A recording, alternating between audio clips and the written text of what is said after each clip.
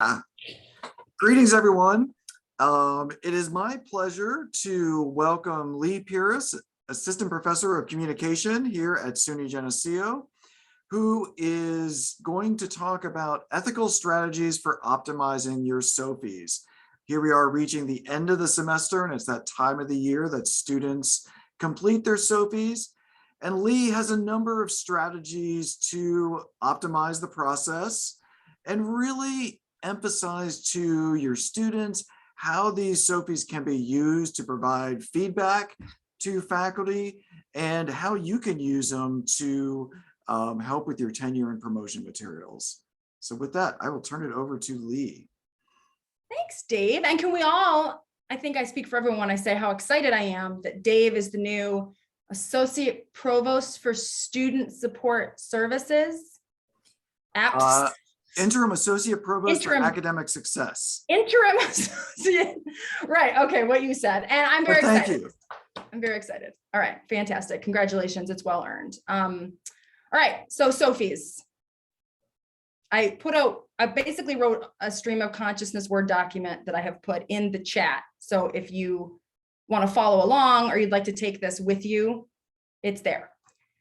So a couple of things about SOFIs. And again, this is all based on my experience the last couple semesters trying to increase the turnout, what I'm calling turnout of invested students. And by that, I mean, I'm not trying to just increase just overall.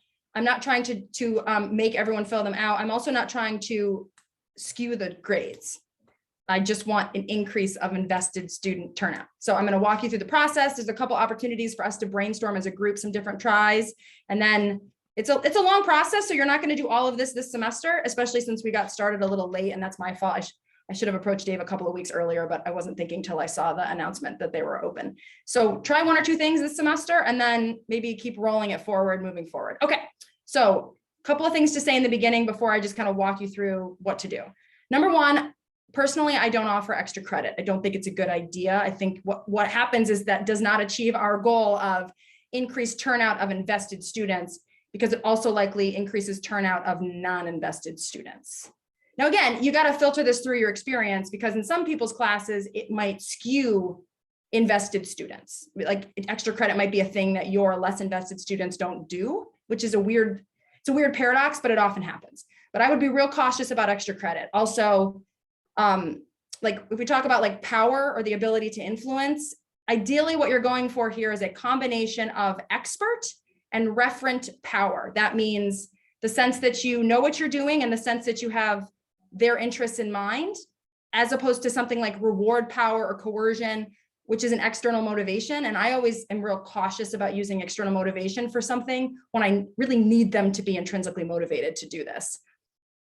Also, this is not a strategy for getting good teaching evaluations if you did not earn good teaching evaluations. Now, knowing the people that are in this room, you're going to think you didn't deserve good teaching evaluations when I bet your teaching was pretty good. So I say this, that knowing that you're probably going to underestimate the quality of your teaching.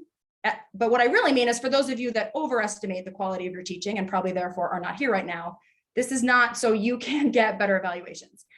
And all of this really works better as a long-term plan where you discuss your SOFIs at the start of the semester. I have a habit of literally just showing my SOFI from the previous class to tell them about the strengths and weaknesses of the course, things that I'm working on. I think it's a nice icebreaker, especially that first week when I'm trying to do more like class rapport building than content, because so many ad drops show up that the first two classes kind of need to be just getting to know each other. And then if you also do a midterm assessment that uses some kind of semblance of the SOFIs and then gives you a chance to say, hey, I noticed you said ABC. I'm not going to do A because I see it differently, but B and C, here you go. So assuming that you did not do all of that this semester, I wouldn't don't worry, this all still will work. But I highly recommend that you think of this as a three-step process, beginning, middle, end, and not just end. I think for a lot of us, that's part of the reason the SOFIs are so anxiety-inducing, because we haven't done anything to open the flow of feedback earlier in the semester. And again, like putting the onus on the students to just let you know if they are unhappy, it has just kind of not proven to work. I forgot to plug in my laptop, so let's walk. Let's walk and grab a charger together. All right, great. And last, in terms of completion rate, I'm happy with 50%. If I get 50% of my classes, I'm pretty happy about that. So when we talk about trying to increase turnout, I would keep expectations modest. I have never been able to reach probably higher than 60, no matter how much I do. Somebody told me today from the business school, they get 90% turnout. My hunch is it's because they require attendance and I do not. So perhaps it's because they have 90% attendance, but I typically have 70, 80% attendance by this time of the year. So I'm lucky if of those 70 to 80% in class, if I capture 50% of them. So maybe you want to tenor your expectations too about what counts as good turnout. My department is thrilled if when I go up for my evaluations, I have at least half the class's opinion. Like that's not statistically significant, but given that some semesters it's 2 out of 30 people, 15 out of 30 is a pretty good deal. All right, so to cap that all up before we start about the process, much like Hansel and Gretel, or that one movie where Michelle Pfeiffer is like the witch and she's trying to eat the star woman, the Neil Gaiman movie, and they all agree that it's better to eat people when they're in good moods because you get more nutrition out of them. You want your students to be in the best possible headspace when SOFI time comes. So in this scenario metaphor, the students are the food and you are the witch, right? So the goal is to put them in the best possible headspace for the SOFI day. All right, so how do we do that? Well, plan ahead. Okay. 4 steps. So first step, pick your SOFI day. All right, so look at your calendar. I keep my calendar in Canvas, so it's actually pretty handy. So it tells me exactly what I want. So we're all going to pick it together and we're going to pick a day. If you've already done them, obviously this is not going to work, but that's okay because there's other things you can do besides just this. So I will still give you some valuable information. But you want to pick a day that's going to maximize chances of most invested students participating. So examples are like an in-class workshop without required attendance, probably not a Friday. I definitely wouldn't give them like extra to do at the end of their final. I know instructors who like tack the SOFI at the end of the final. I think that's a bad idea for a bunch of reasons. And I also like wouldn't pick the class period after you're going to release a major assignment grade where a bunch of them get C's and D's. But a class period after you're going to release maybe a team assignment where they typically get A's and B's, like that's a good choice.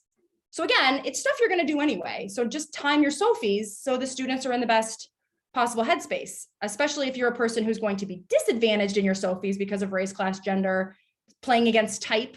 You're just leveling the playing field here, right? So certainly these can be used to gain an advantage, but also they can just be used to like offset a disadvantage is how I think of it.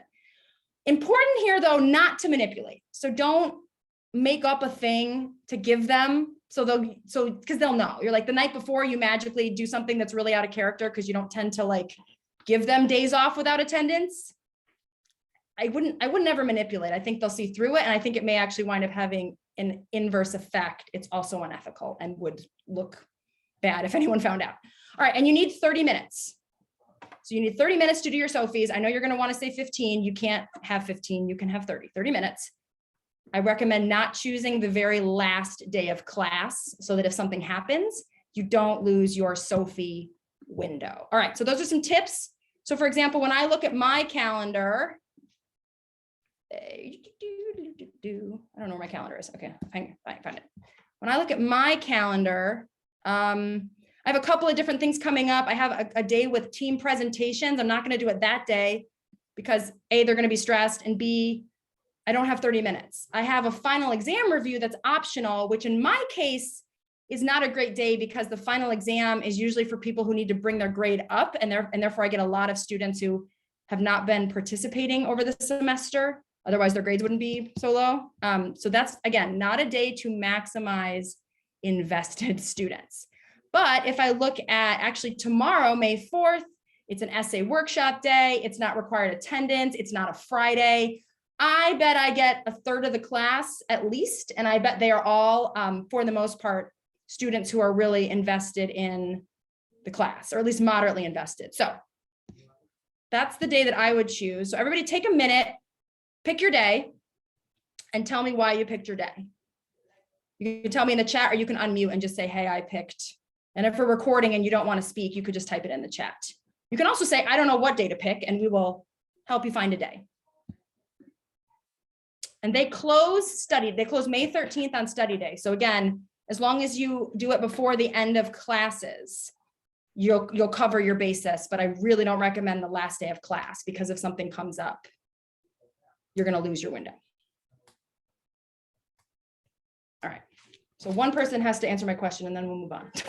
So I'm going to pick for my low level stats class Monday, May 9th, because we're finishing content that, so hopefully the invested students will come because they'll want to see that content that will be on the exam.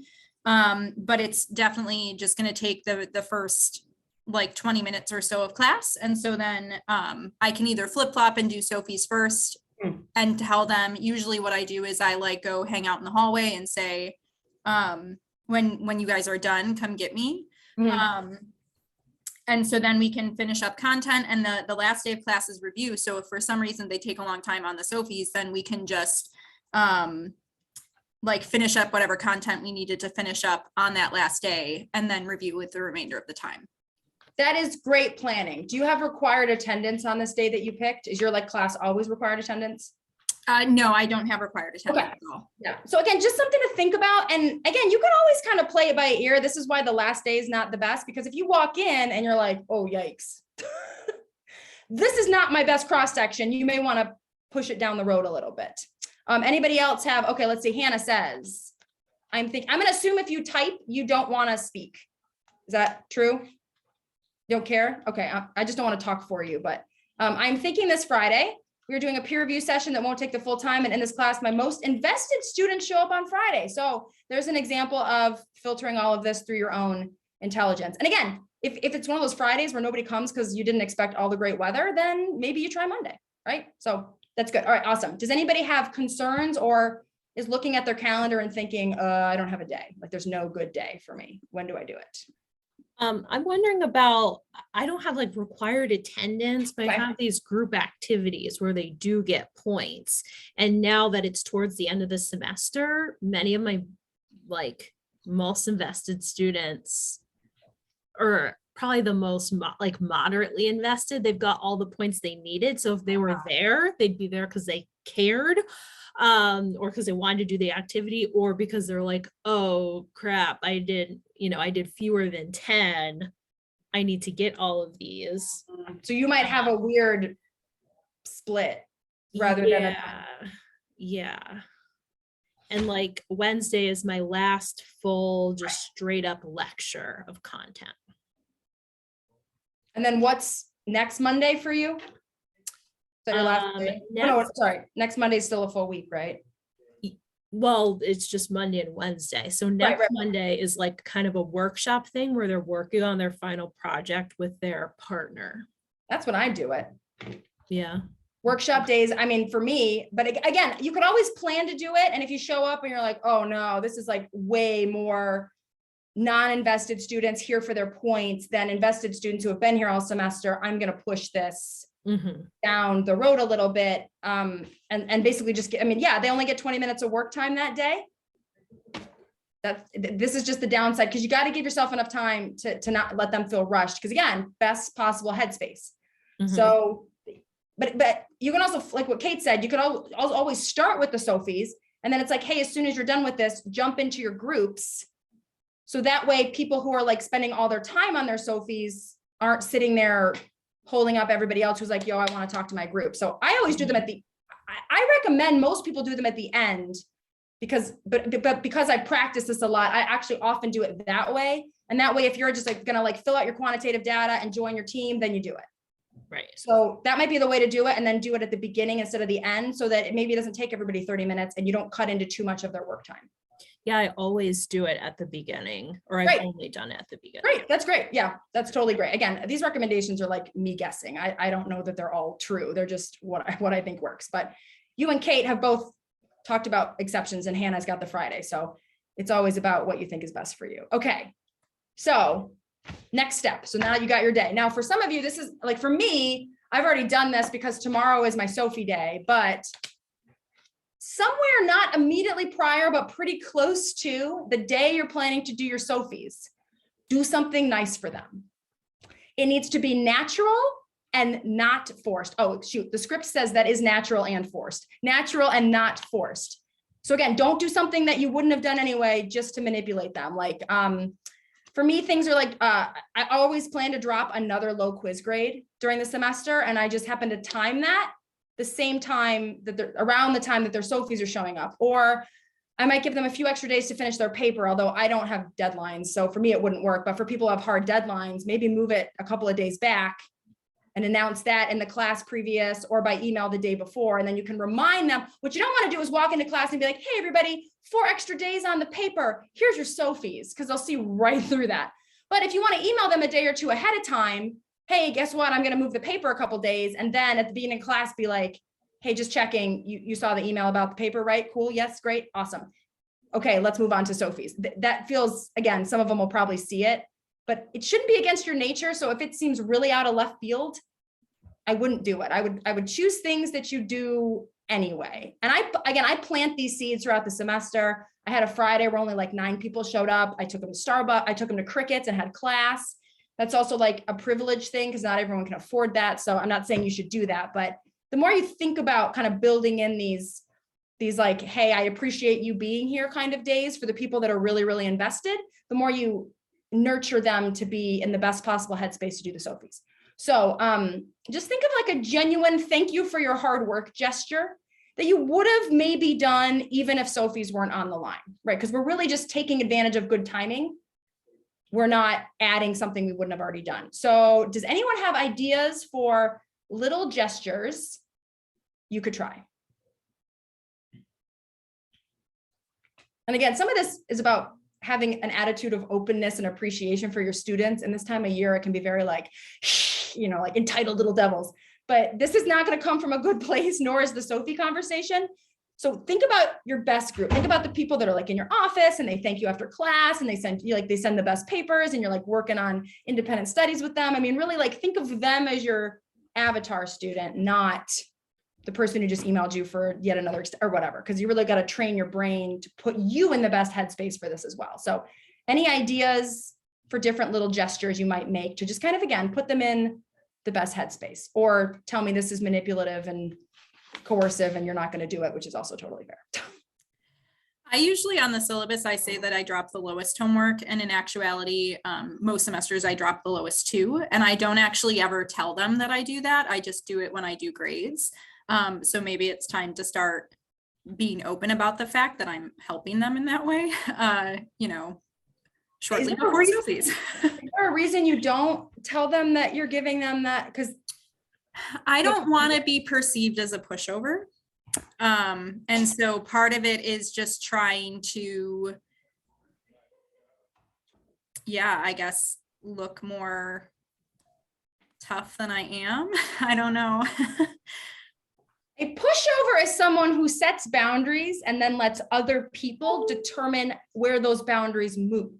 If you already know that your boundary is, I say one, but I hold another one for a little thank you, that's a boundary you've set. And so doing that is just being true to your own intentions. I have a hard time imagining anyone thinking that would be pushover, but I mean, I trust you to know your own mind. I'm just saying, I think I'd have a hard time, except for the most nasty of attitudes. And someone thinking like, oh, that Kachalski, like what a, you know, how many homeworks do they get? 7. So you're also talking about math, moving from like less than 10% to less than 20%. You're not talking about a huge margin of change, right? It's just a little extra something to say, hey, thanks for your work. Yeah. So, I mean, Right. Plus, frankly, like if you do it anyway, they're going to perceive you no matter what. Why not also capitalize on the benefit by drawing it to the attention of people who weren't paying attention? Sure. Yeah. Always be self-promoting. ABSP, always be self-promoting. So Kate's got a great one, which is given a shot to say like, hey, congratulations, you worked so hard. Here you go. Oh, by the way, did you get my email? Great. Time for SOFIs. I mean, that's, you know, spot on. Anybody else got one or can't think of one and want to crowdsource? I'm thinking about a couple things that technically I already did, but Right. maybe like pointing them out. So for one class, I created a bonus quiz. They have weekly quizzes for people that bombed a bunch or missed one or two. So I might just kind of point, redirect them to that. Some people already started doing them, but some people just who aren't checking their Canvas might not have noticed. And then for my tougher class, I've been doing kind of like exit tickets for extra credit, and I've done a couple other like little extra credit things. So I might just like release the extra credit points. I've more just been keeping track of them, have them appear on Canvas, and just notice them. Yeah, Whitney makes a really great point. If there's any grade that you need to get done that would bump the grade in Canvas, so like they'll now open it up and have an 89 instead of an 87, getting that stuff done now, right before SOFIs, so that again, because again, you're gonna do it anyway. You're just timing it so it's taken into account when they do your SOFIs rather than doing it after they've had a chance to evaluate you without the full knowledge of what you did, right? And once in a while, I do get a student who's like, yeah, I tanked you on your SOFIs. And then I saw this thing that you'd put a 0 in for this assignment that you also let me make up. And then I made it up and now I'm fine. Can I redo my SOFI? And it's like, nope, thanks for nothing. I gave you so much, so I always think about this stuff because the people in this room cannot afford to let good deeds go unrecognized. So that kind of stuff is really great to do as close to, and again, I know time is not limitless, but maybe one thing that you think will have the big impact. I think that's great. And you don't have to do all of them, just pick one or two. Yeah. Anybody having trouble coming up with something that you could do as your little gesture? I think pointing out some old stuff is fine. I think it's like, hey, a couple weeks ago, I did this and this. And you can always be like, a couple of you emailed me, this move. A couple of you reached out because you were confused about the blah, blah. Well, let me just tell you what I did so you're all aware. Everybody got it? Great. Let's go do the SOFIs. Hannah asked a good question while people are thinking about things they can do. Hannah was asking if you could submit emails like what you were describing in your tenure file. So the student that sent you an email that they tanked you in their SOFIs, could you include that in your tenure file? I think when you're writing your self-reflective statement, you might address that. Can you include it? There's no rule that says you cannot include it in your tenure file. I don't know how much it will be looked at, but you could certainly address it in your self-reflective statement. And Atsushi, somebody told me once that emails don't count for very much because they're cherry picked, and that really you want to focus maximum attention on your qualitative comments. But I have kept track records of like, here's how miserable this student was. Here's some work I did with them. Here's this great email they sent, right? Like Dave's saying, as part of my narrative. Yeah. Although lately I've seen people not get tenure who are amazing and people get tenure who do nothing. So like, who knows if any of this is going to matter if someone just wants to, but assuming that it matters and that we want to keep functioning as if it's a logical, well-argued case, I would say all of these things as they are appropriate, right? Your representative qualitative comments, your narratives and the thing. Atsushi, do you have anything to say about including like thank you emails from students and stuff? Not off my head right Okay. now. Yeah, great. Okay, yeah, hyperlinks.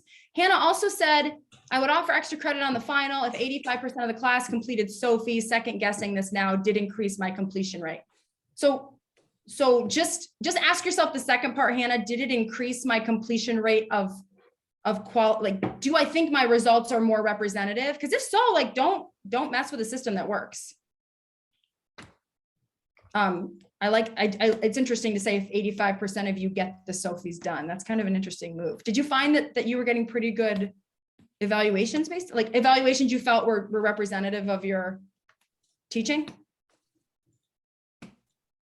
I feel like I did, but to be honest, I was online last year, and then this semester it just feels like I'm relearning and learning a teaching style and what works and what doesn't. So it's really hard to do that self-comparison and reflection to my first year in those SOFIs. because I don't know if it was a lot based on, my generosity and having, Yeah. no late penalties or anything like that. And this semester I am implementing that. They're still very, liberally, but I honestly have no idea how they're going to look this semester. And I'm also teaching our department methods course, which notoriously has very terrible SOFI scores, and doing it right as a minority woman. Yeah. So I'm not sure what's going to happen. So what you could try is a combo, which is like try a non-extra credit method first. And if you hit a sufficient number of responses, don't do the final thing. And also I have other ideas here too. So like if you can get the responses you're looking for, the quantity of them without that, maybe try just skipping it, or try it one in one class and one in the other. I don't know how much work you want to put into this. Because honestly, if you do all this and you still only have 30, then just do the final, you can just announce at the final exam, hey, this is the deal, because at that point, what have you got to lose, right? Okay, that concludes our before the SOFIs part. Phase 1 of 3. Does anyone have other before the SOFIs advice, thoughts, or concerns? Or maybe Dave, if you've had anything that worked or heard anything through the grapevine, I mean, you know a lot more about this than I do.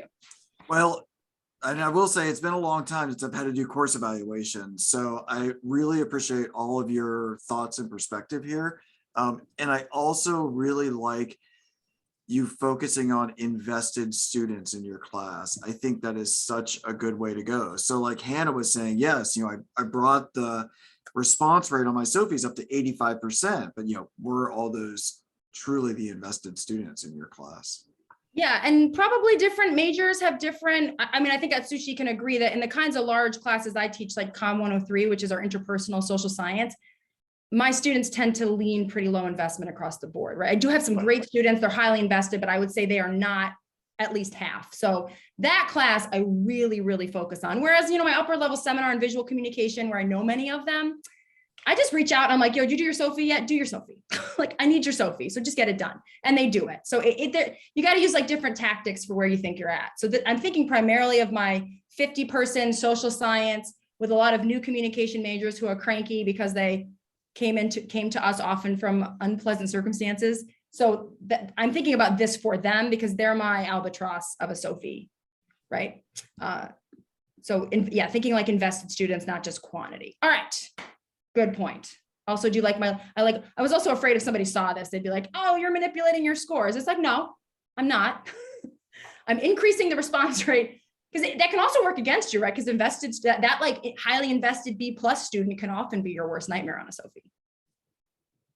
Right. So it's not all like daisies and rainbows. This is all kind of something you got to try to get representative. That's the goal.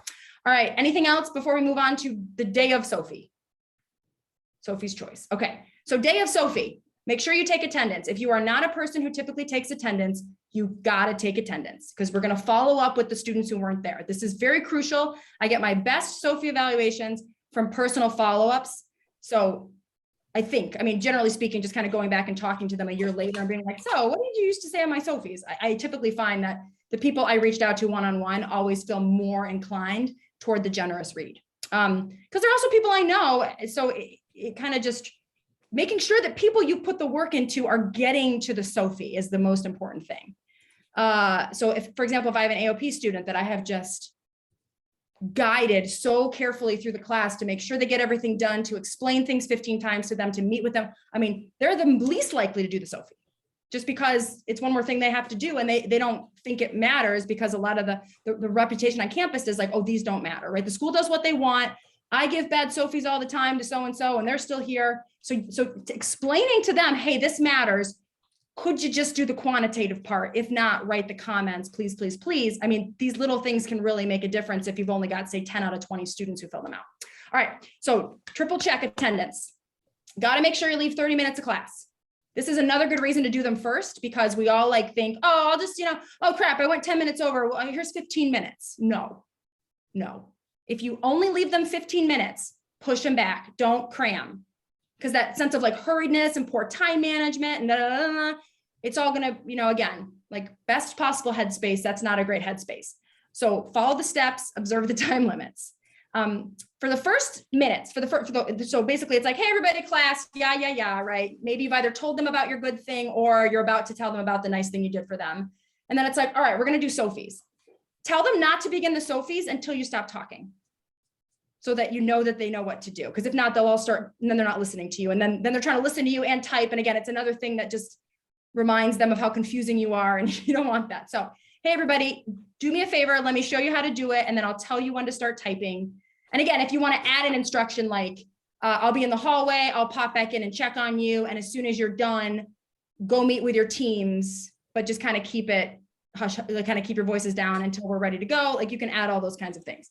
So first thing is you need to show them how to access the SOFIs, especially if you work with a lot of newer students. So the SOFIs are in their KnightWeb. So they go to wherever myGeneseo or knightweb.edu or wherever they go. So I think it's just, I usually go through my myGeneseo. So if I go to myGeneseo, let me share my screen.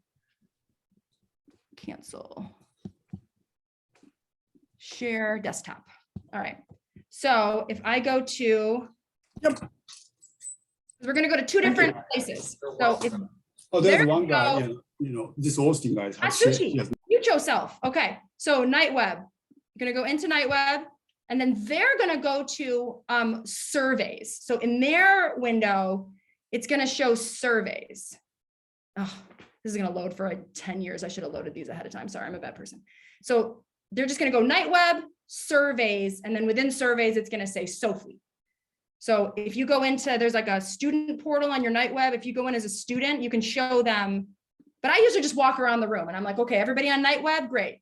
Yeah, see, for them, it's going to say surveys right here. So they click on surveys. That's the part they always can't figure out. And then in there will be the SOFI form for your class. Hey, everybody got it open? Great. All right, then the second thing you've got, then you're like, okay, great, go ahead and start your, well, don't start your SOFIs yet, hold on. The second thing you've got to do while they're doing that is you need to open up your SOFI control page.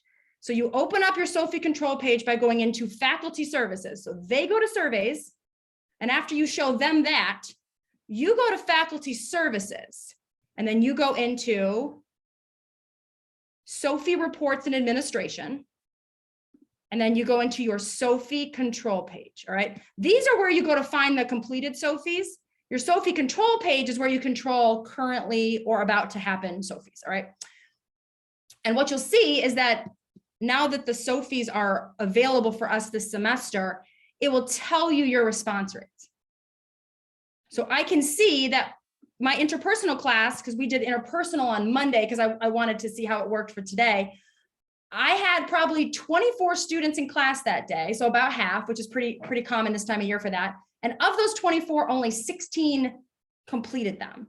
But 33%, I'm not unhappy about that, but at a certain point, like I can't just keep nagging them in class to be like, why aren't we at 24? Why aren't we at 24? So, but this is good to have up because again, if you walk, you can kind of, I go back and forth, like whether this should be up on the screen and they can like see it. Because to me that, again, I don't know if that feels like a little bit too, like fascist. So I usually just keep it. And about, a couple minutes in, I'm just like, hey, just to let you know, I'm only seeing half. Like does anybody need some help? Is anybody not accessing the SOFIs? Let me know, kind of thing. All right. So that's your SOFI control page. This is going to tell you what kind of response rate you've got. All right. Questions on the steps I just showed you to find their surveys or your control page. I get that. And that's really helpful because I had no idea what the SOFI control page was. So thank you. Also where you can request to open your SOFIs later. You can open them later, I think, but not earlier. So if you wanted to say not open them till the day before, so people don't, but my experience has nobody like jumps on the SOFIs early. It just doesn't happen. I'm wondering how you feel about just leaving up instructions. So this is how I do it. And I probably can't share my screen, but I just pulled up my slide from last semester. Yeah, if you want to, you can share it. I mean, again, just we're recording though. Yeah, that's okay. It's pretty bland. I know. I mean, I love to see how other people do it because we don't talk about it. I mean, we don't talk about this stuff. We're just like, oh, SOFIs, they're so terrible. And then we don't have a conversation about how could they not be terrible, right? So I have a lot of students who are either really eager or they just take all their classes in a row. So as soon as the class before leaves, at least a third of them are just sitting there in class. Yeah. So I make sure I get to class early, like 11:20 for my 11:30 class. And then I put this up, right? Like, please complete a SOFI.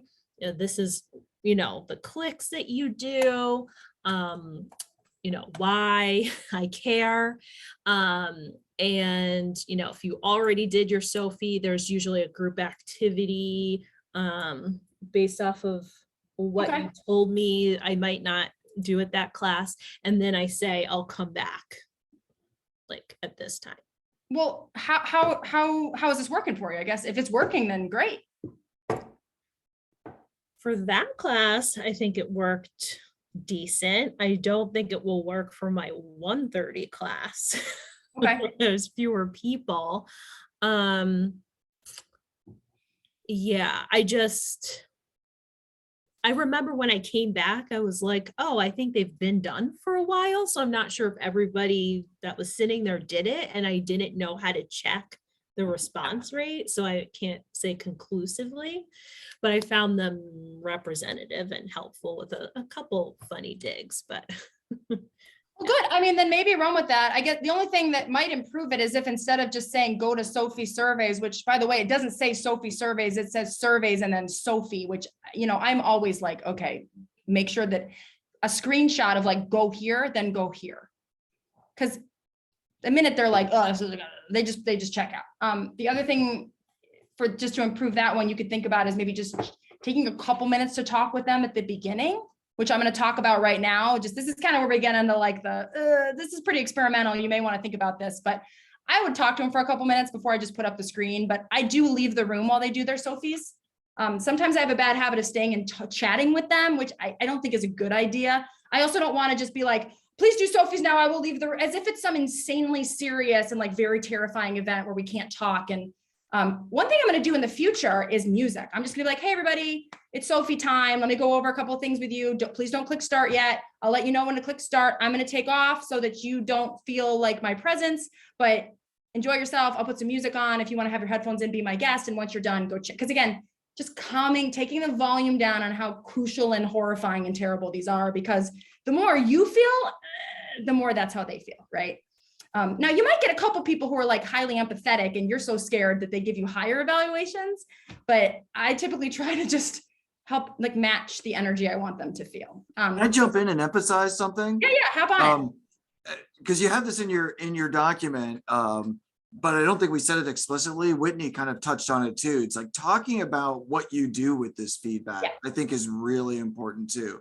And Lee, I've actually never heard anybody say this before, but I love you starting off your class way back in the beginning of the semester talking about this. This is some of the feedback that I've gotten. This is how I've changed my class.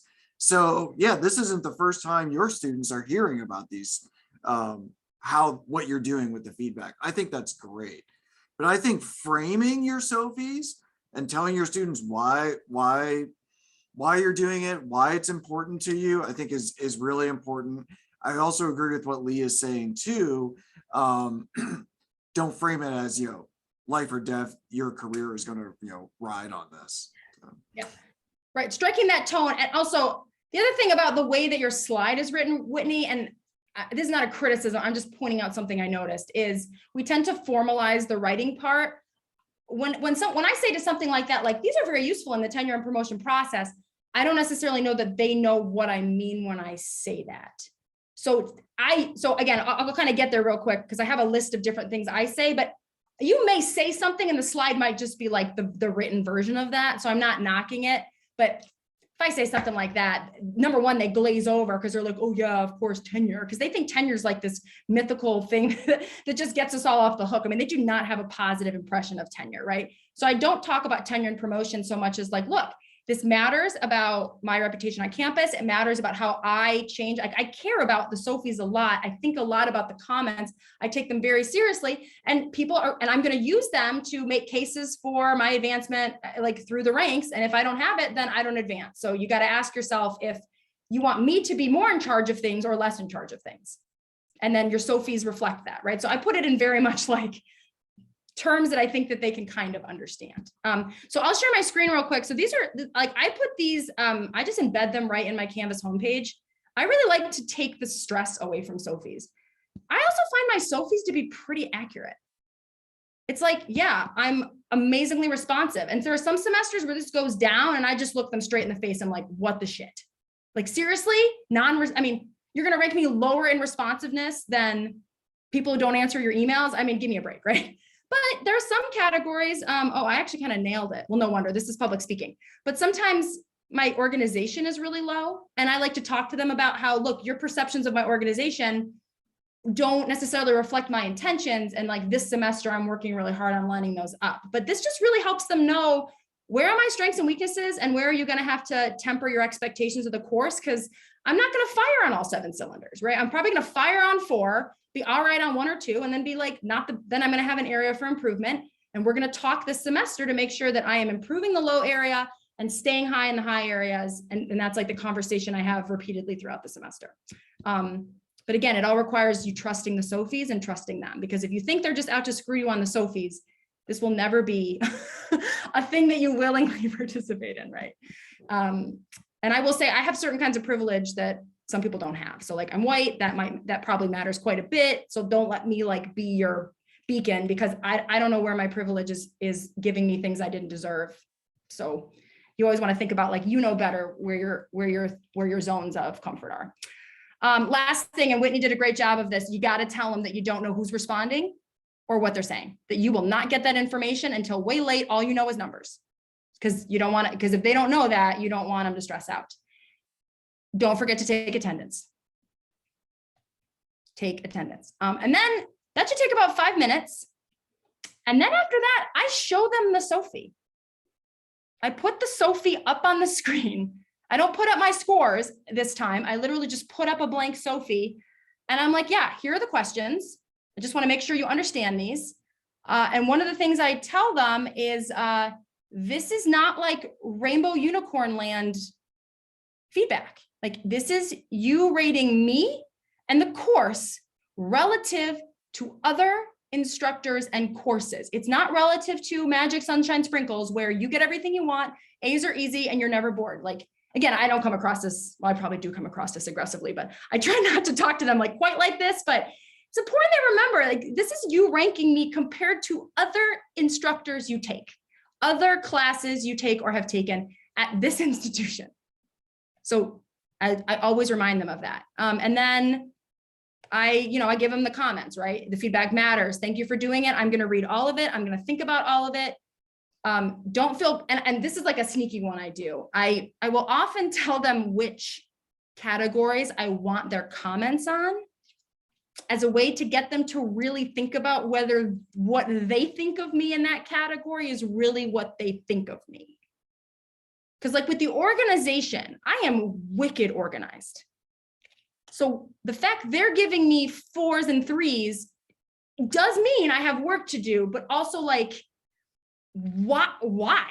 So I often will say something like, hey, don't feel pressure to write comments. Like like all I really need is the quantitative. If you're rushed, like you can skip the qualitative, but if you do rank me 3 or 4 in an area, maybe hop into the comments and let me know why, because sometimes I don't know. And just saying like, you're mad unorganized, this class was super confusing, doesn't help me. Like, what were you confused about? What was disorganized? And then I usually will say, like, for example, as you know, I very often get ranked low on organization, but like, I never move your due dates. Your grades are always up to date in Canvas. You know exactly what I'm asking from you at all times and when it's due.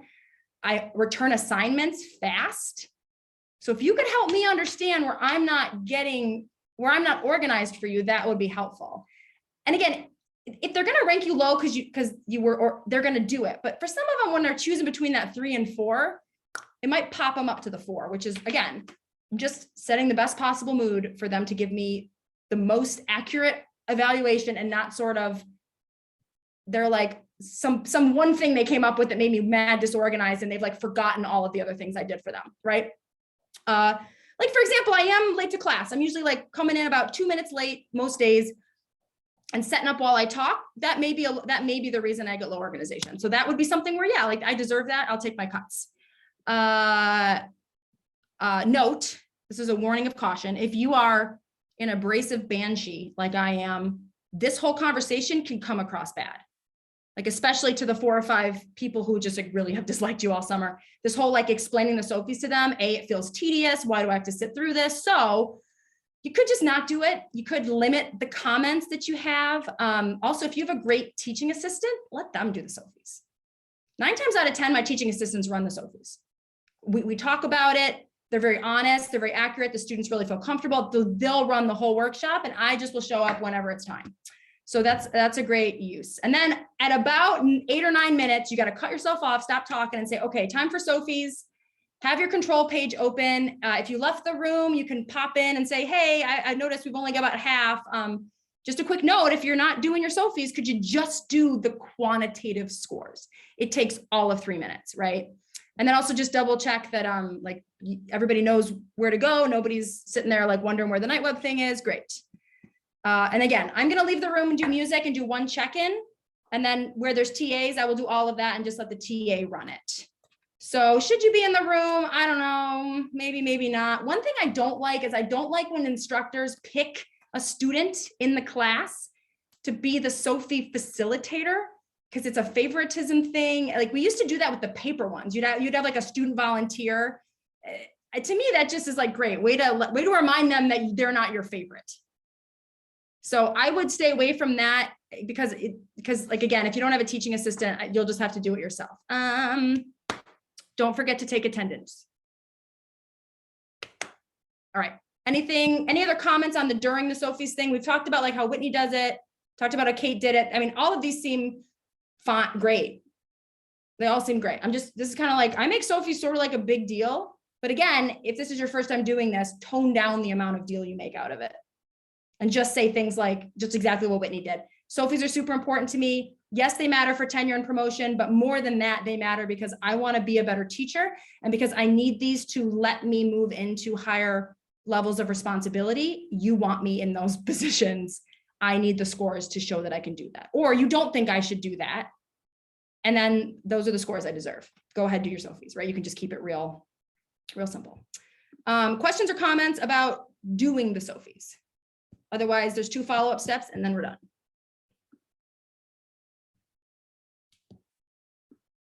All right. What if they start talking to each other during the SOFIs?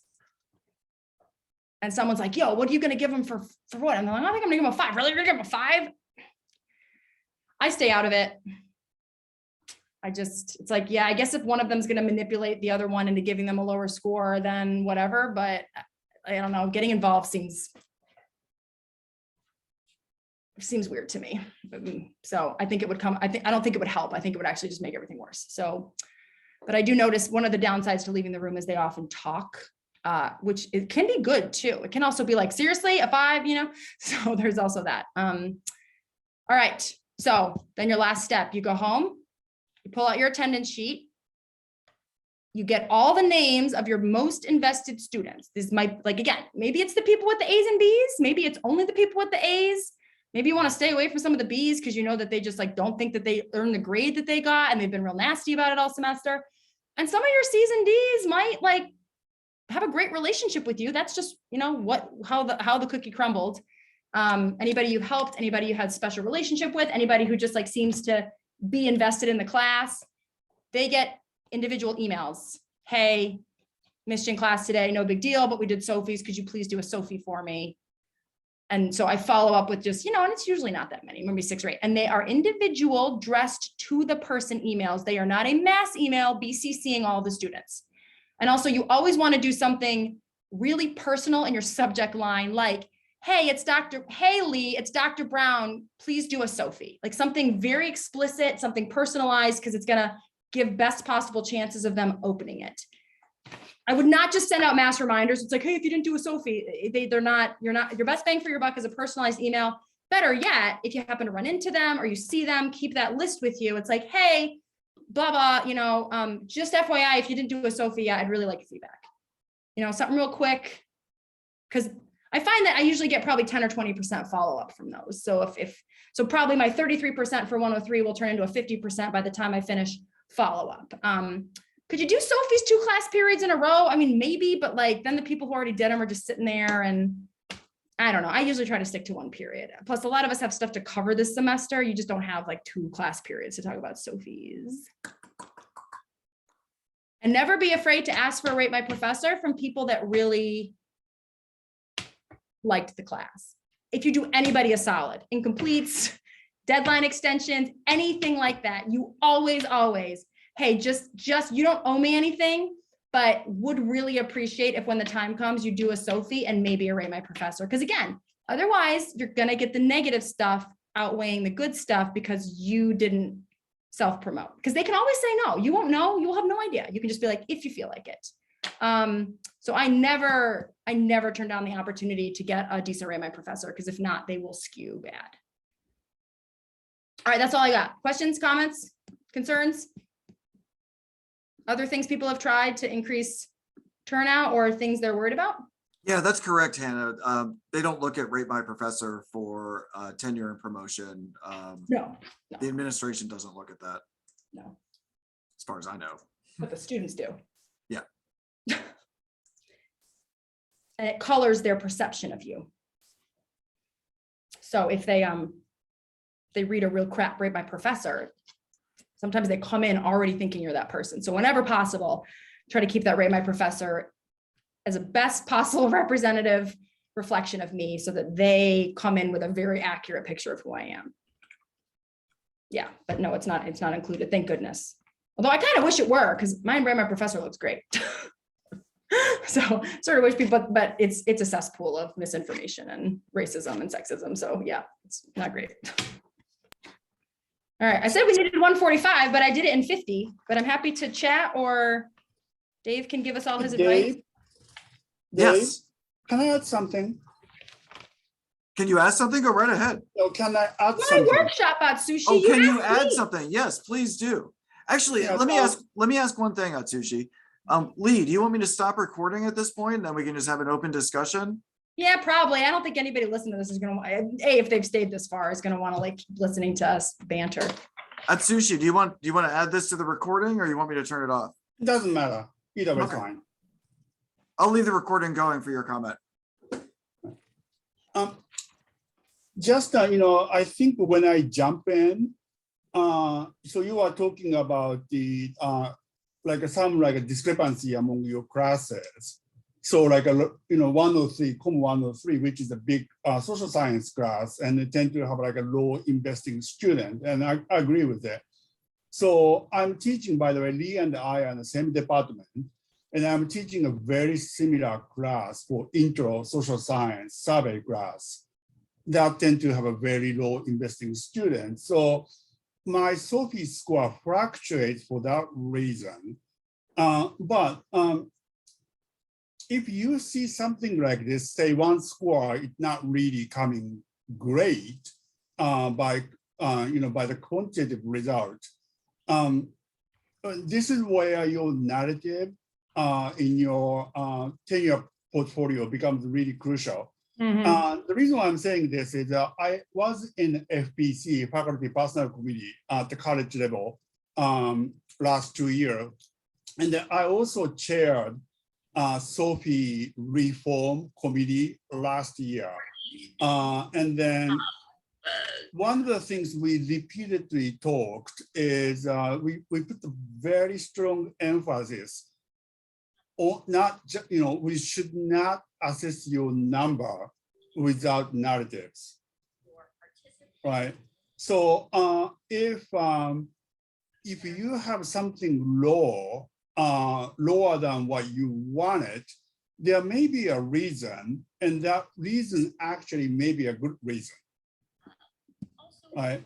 So, and we, among FPC members, and I'm doing faculty evaluation think tank, and I'm doing the chair for that committee, but we put a very strong emphasis on we should not only look at numbers without seeing your own narrative, right? So if you see something like, don't get freaked out, but just trying to explain the reason why.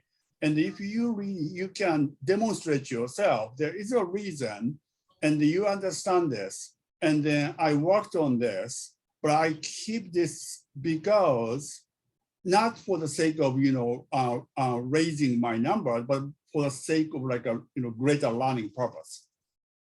So that's something I wanted to add as, someone working on this issue for quite some time. Yeah, and I put a lot of faith in that, Sushi. I've also heard some scary stories of people who miss tenure by a pretty narrow amount. So I think you want to do both. I think you want to try to maximize SOFIs so that they look real tight and there's no like room for yada yada. But yeah, you have a semester, you get a weird set of low grades, write your narrative immediately so you know exactly what happened and maybe get some advice on it so it doesn't seem defensive and kind of like belittling or somehow weirdly like stereotyping. Because sometimes I read these and I'm like, yeah, don't write that narrative. So I like to write mine if I have a low score, and Whitney, this might be something for you. It's like, if I have a low semester, get the narrative written early so you remember what's going on and get some secondary look at it so it's ready to go when you use those scores. Also, you don't have to use those scores. It's an off semester. You have 2 great semesters after that. I mean, sure, we're all going to have the semester, you don't